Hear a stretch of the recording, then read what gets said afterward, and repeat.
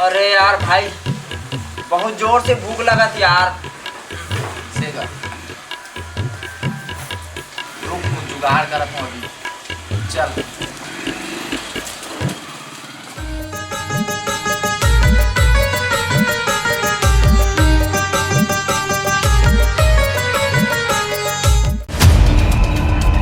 अबे रुक,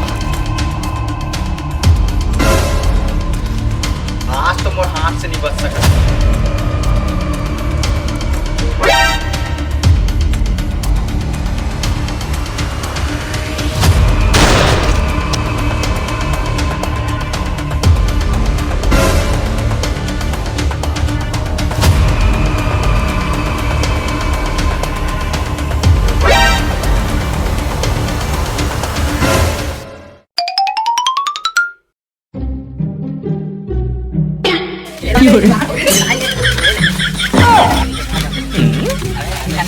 हाँ?